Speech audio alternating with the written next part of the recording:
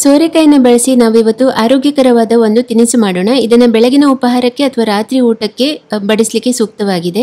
ನಮಸ್ಕಾರ, ನಾನು ಅಂಬಿಕಾ ಶೆಟ್ಟೀಸ್ ಅಭಿರುಚಿಗೆ ತಮಗೆಲ್ಲರಿಗೂ ಪ್ರೀತಿಯ ಸ್ವಾಗತ. ಒಂದು ಬಾಣಲೆಗೆ 1 ಚಮಚ ತುಪ್ಪ ಅಥವಾ ಎಣ್ಣೆನೂ ಹಾಕ್ಬೋದು. ಹಾಕಿ 1 ಕಪ್ ತುರಿದ ಸೋರೆಕಾಯಿನ ಹಾಕಿ 4 ರಿಂದ 5 ನಿಮಿಷ ಸೋರೆಕಾಯಿನ ಚೆನ್ನಾಗಿ ಹುರ್ಕೊಳ್ಬೇಕು.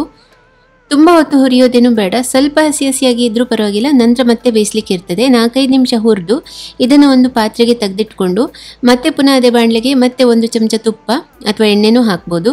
ಅರ್ಧ ಚಮಚ ಸಾಸಿವೆ, 1 ಚಮಚ ಉದ್ದಿನಬೇಳೆ, 1 ಚಮಚ ಕಡಲೆಬೇಳೆ, ಈ ಮೂರನ್ನು ಹಾಕಿ ಸ್ವಲ್ಪ ಚೆನ್ನಾಗಿ ಹುರಿದು ಇದಕ್ಕೇನೆ ಕರಿಬೇವಿನ ಎಲೆ ತುಂಡು ಮಾಡಿ ಹಾಕಿದ್ದೇನೆ 5-6, 1 ಚಮಚ ಹಸಿ ಶುಂಠಿ, 1 ಚಮಚ ಹಸಿ ಮೆಣಸಿನಕಾಯಿ ಎಲ್ಲವನ್ನು ಸಣ್ಣಗೆ ಹೆಚ್ಚಿ ಹಾಕಿರೋದು. ನಿಮ್ಗೆ ಇಷ್ಟವಾದ ತರಕಾರಿಗಳನ್ನು ಇದಕ್ಕೆ ಹಾಕ್ಕೊಳ್ಬೋದು. ನಾನು ಕ್ಯಾರೆಟ್ ಮಾತ್ರ 3 ದೊಡ್ಡ ಚಮಚ ಹಾಕಿದ್ದೇನೆ. ಇಲ್ಲಿ ಕ್ಯಾರೆಟ್ನ ನಾನಿಲ್ಲಿ ತುರಿದು ಹಾಕಿರೋದು. ಹಾಕಿ ಚೆನ್ನಾಗಿ ಹುರ್ಕೊಳ್ಬೇಕು. ಇಲ್ಲಿ ಬೇಕಿದ್ರೆ ನೀವು ಹಸಿ ಬಟಾಣಿ ಹಾಕ್ಬೋದು, ಈರುಳ್ಳಿನೂ ಹಾಕ್ಬೋದು ಸಣ್ಣಗೆ ಹೆಚ್ಚಿ. ನಿಮ್ಗೆ ಇಷ್ಟವಾದ ಬೇರೆ ತರಕಾರಿಗಳನ್ನ ಹಾಕಿ ಇದರ ರುಚಿ ಮತ್ತು ಪೌಷ್ಟಿಕತೆನ ಹೆಚ್ಚಿಸ್ಬೋದು. ನಂತರ 1 ಕಪ್ ಆಗುವಷ್ಟು ರವೆ ಹಾಕಿ ಸಣ್ಣ ಉರಿಯಲ್ಲಿ 4-5 ನಿಮಿಷ ಚೆನ್ನಾಗಿ ಹುರಿಬೇಕು.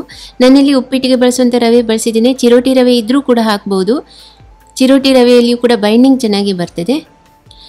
ಅದನ್ನು ಅದೇ ಪಾತ್ರೆಗೆ ಹಾಕಿ 1 ಕಪ್ ಆಗುವಷ್ಟು ತಾಜಾ ಮೊಸರು, 3/4 ಚಮಚ ಉಪ್ಪು ಹಾಕಿದ್ದೇನೆ. ನಿಮ್ಮ ರುಚಿಗೆ ತಕ್ಕಷ್ಟು ಉಪ್ಪು ಹಾಕ್ಕೊಳ್ಬೋದು. ಚೆನ್ನಾಗಿ ಮಿಕ್ಸ್ ಮಾಡ್ಕೊಳ್ಬೇಕು. ನಿಮಗೆ ಸಮಯ ಇಲ್ಲ, ಗಡಿಬಿಡಿಲಿ ಇದ್ದೀರಿ ಅಂತೇಳಿದರೆ ತಕ್ಷಣಕ್ಕೆ ಇದನ್ನು ಮಾಡ್ಕೊಳ್ಬೋದು ನಾವು.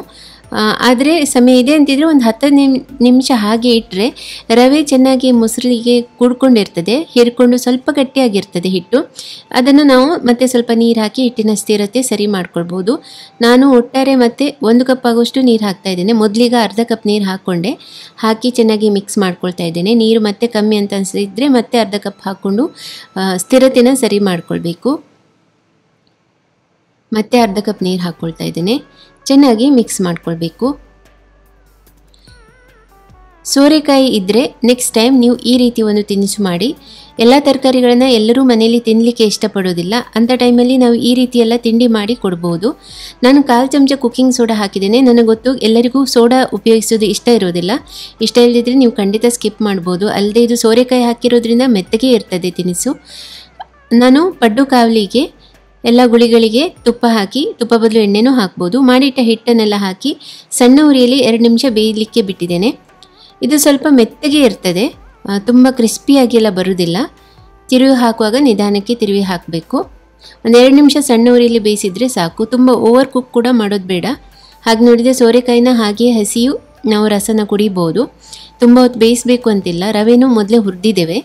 ಅಪ್ಪೆ ಮಾಡಿ ಆಯಿತು, ಪಡ್ಡುನೆಲ್ಲ ತೆಗೆದಿದ್ದೇನೆ ನಾನು. ಇದೇ ಹಿಟ್ಟಿನಿಂದ ನೀವು ದೋಸೆ ಥರ ಚಿಕ್ಕ ದೋಸೆ ಥರ ಉತ್ತಪ್ಪ ಮಾಡ್ತೀವಿ ನೋಡಿ, ಆ ರೀತಿ ಕೂಡ ಮಾಡ್ಬೋದು. ಹೀಗೆ ದೋಸೆ ಈ ಮಾಡಿರೋ ಹಿಟ್ಟನ್ನು ಹಾಕಿದ ಮೇಲೆ ಮೇಲ್ಗಡೆ ಬೇಕಿದ್ರೆ ನೀವು ಹಿಟ್ಟಿಗೆ ಹಾಕೋ ಬದಲು ಇಲ್ಲಿ ಮೇಲ್ಗಡೆ ಸಣ್ಣಗೆ ಹೆಚ್ಚಿರುವ ಈರುಳ್ಳಿ, ಕೊತ್ತಂಬರಿ ಸೊಪ್ಪು, ಜೀರಿಗೆ ಹಾಕ್ಬೋದು. ಹಾಗೆಲ್ಲ ಮಾಡಿ ನಿಮ್ಗೆ ಇಷ್ಟವಾದ ತರಕಾರಿಗಳನ್ನು ಹುರಿದಿರೋದನ್ನ ಹಾಕ್ಬೋದು. ಹಾಗೆಲ್ಲ ಮಾಡಿ ಇದರಲ್ಲಿ ವೆರೈಟಿ ಮಾಡ್ಕೊಳ್ಬೋದು. ತಿರುವಿ ಹಾಕಿ 2 ಕಡೆ ಚೆನ್ನಾಗಿ ಬೇಯಿಸಬೇಕು. ಸಣ್ಣ ಉರಿಯಲ್ಲಿ ಬೇಯಿಸಬೇಕು. ಚಿಕ್ಕದಾಗಿ ಮಾಡಿಕೊಂಡ್ರೆ ನಮಗೆ ತಿರುವಿ ಹಾಕುವಾಗ ಇದು ಹರಿಯೋದಿಲ್ಲ. ದೊಡ್ಡದಾಗಿ ಮಾಡಿದರೆ ಅದು ಮೆತ್ತಗೆ ಇರೋದ್ರಿಂದ ಹರಿಯೋ ಚಾನ್ಸಸ್ ಇರ್ತದೆ. 2 ಕಡೆ ಚೆನ್ನಾಗಿ ಬೇಯಿಸಿ ತೆಗೆದ್ರೆ ಆಯಿತು. ಇದನ್ನು ಖಾರವಾದ ಯಾವುದೇ ಚಟ್ನಿ ಜೊತೆ ಸರ್ವ್ ಮಾಡ್ಬೋದು. ನೀವು ಕೂಡ ಈ ಆರೋಗ್ಯಕರವಾದ ರೆಸಿಪಿನ ಮಾಡಿ ನೋಡಿ. ಇನ್ನೊಂದು ರುಚಿಯಾದ ಅಡುಗೆ ವಿಧಾನದೊಂದಿಗೆ ನಾನು ಮತ್ತೆ ಬರ್ತೇನೆ. ನಿಮ್ಮ ದಿನ ಶುಭವಾಗಿರಲಿ. ಧನ್ಯವಾದಗಳು.